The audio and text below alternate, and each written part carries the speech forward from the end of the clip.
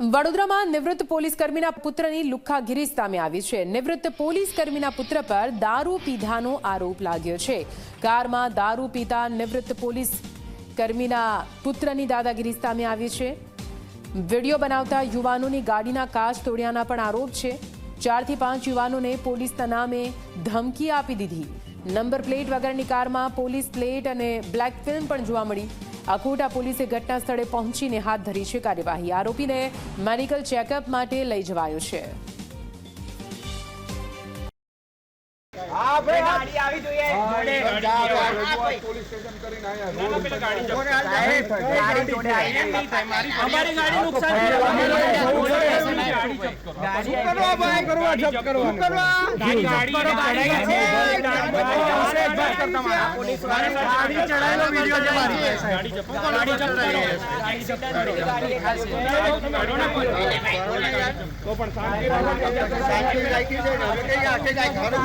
ઘરે આવે ઝઘડો કરવા તો કઈ તમે ઘરે આવજો તમે